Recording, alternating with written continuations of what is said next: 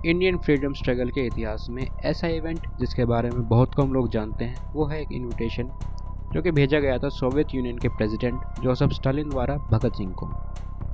ये इनविटेशन भगत सिंह तक पहुंच तो नहीं पाया, लेकिन अगर ये इनविटेशन भगत सिंह तक पहुंच जाता और भगत सिंह इसे एक्सेप्ट कर लेते तो अवश्य ही इंडियन फ्रीडम स्ट्रगल के डायनेमिक्स और डायरेक्शन दोनों ही चेंज हो गए होते।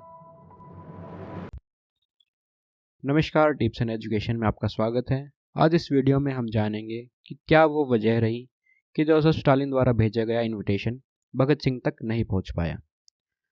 उससे पहले अगर आप हमारे चैनल पर नए हैं तो इसे सब्सक्राइब करें और बेल आइकन भी प्रेस करें ताकि इसी तरह की वीडियोस की अपडेट आप तक पहुंचती रहे।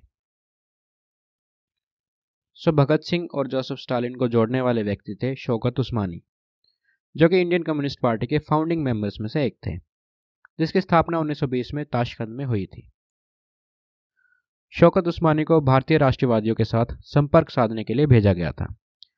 वो 1920s के दशक में पब्लिश होने वाले न्यूज़पेपर प्रताप के famous editor in chief Ganesh Shankar विद्यार्थी के माध्यम से क्रांतिकारियों के संपर्क में आए।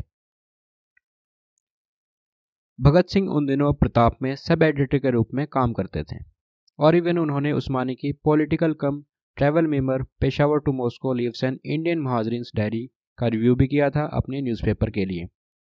शौकत उस्मानी ने सभी इंडियन आर्म रेवोल्यूशंस के साथ संपर्क बना रखा था। 1928 में जब उस्मानी 6th इंटरनेशनल कम्युनिस्ट कांग्रेस के लिए रवाना होने वाले थे, तब उन्होंने भगत सिंह और उनके करीबी सहयोगी विजय कुमार सिन्हा को अपने साथ सोवियत यूनियन आने के लिए इनवाइट किया। इस घटना के बारे में वो लिखते हैं कि अब मुझे याद नहीं कि मैं पहली बार भगत सिंह से कहाँ पे मिला था, या तो मैं उनसे लाहौर में मिला था या फिर कानपुर में।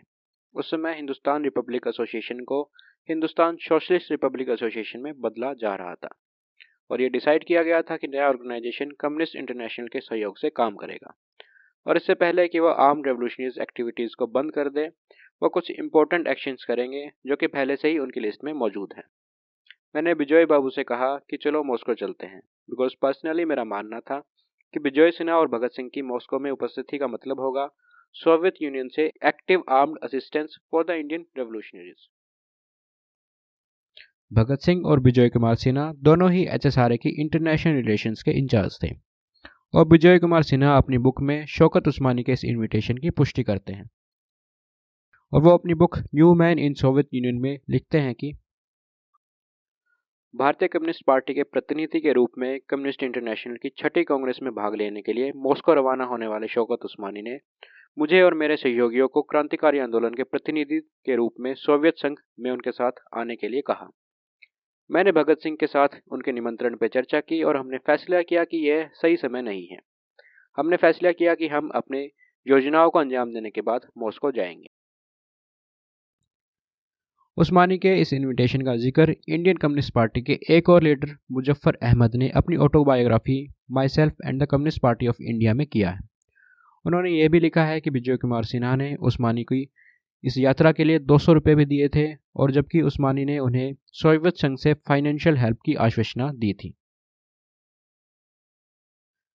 अनफॉर्चुनेटली जैसे ही उस्मानी सोवियत यूनियन से वापस लौटे, उन्हें मेरठ कॉन्स्पिरेसी केस में गिरफ्तार कर लिया गया, जो कि मार्च 1929 में शुरू हुआ था। इसी बीच दिसंबर 1928 में भगत सिंह और उनके साथियों ने जॉन सैंडर्स की हत्या कर दी थी और फरार थे। मेरठ कॉन्स्पिरेसी केस शुरू होने के बाद भगत सिंह और बटुकेश्वर दत्त ने anti worker safety bill and trade dispute bill के विरोध में सेंट्रल असेंबली में बॉम्ब फेंका था और अपनी गिरफ्तारी दी। असेंबली में बॉम्ब फेंकने के डिसीजन से पहले एचएसआरए के लीडर्स ने डिसाइड किया था कि भगत सिंह को सोवियत यूनियन भेजा जाएगा, बिकॉज वो पहले से ही लाहौर कॉन्स्पिरेसी केस में भी शामिल थे। बट बाद में सुखदेव के इंसिस्ट करने पे भगत सिंह को ही इस टास्क के लिए चूज किया गया, बिकॉज उनके अनुसार भगत सिंह बेहतर ढंग से पार्टी के विचारों को कोर्ट और प्रेस के सामने रख सकते थे। शायद एचएसआरए के मेंबर्स को ये जानकारी नहीं थी कि शौकत उस्मानी सोवियत यूनियन से भगत सिंह के लिए एक संदेश लेके आए हैं, जो कि भगत सिंह की गिरफ्तारी की वजह से वो उन्हें नहीं दे पाए।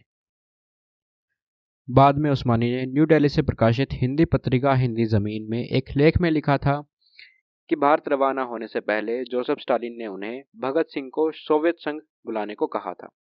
उस्मानी के अनुसार स्टालिन के शब्द थे, ask Bhagat Singh to come to Moscow. 1931 में भगत सिंह को लाहौर कॉन्स्पिरेसी केस में फांसी पे चढ़ा दिया गया, जिसकी वजह से ये इनविटेशन कभी उन तक पहुंच ही नहीं पाया। सो ये थी पूरी कहानी जोसेफ स्टालिन द्वारा भेजे गए भगत सिंह को इनविटेशन की। कुछ हिस्टोरियंस मानते हैं कि अगर ये इनविटेशन भगत सिंह को मिल गया होता और भगत सिंह द्वारा ये इनविटेशन एक्सेप्ट कर लिया गया होता तो इंडियन फ्रीडम स्ट्रगल की पूरी डायरेक्शन ही चेंज हो गई होती। आपके इस पूरे मामले में क्या विचार है हमें कमेंट सेक्शन में ज़रूर बताएं, और अगर ये वीडियो पसंद आई हो तो इसे लाइक और शेयर भी ज़रूर करें। हमारा चैनल सब्सक्राइब करें और बेल आइकन भी प्रेस करें ताकि इसी तरह की वीडियोज़ के अपडेट आप तक पहुँचते रहें। Thank you so much for watching. जय हिंद, सत्यमेव जयते।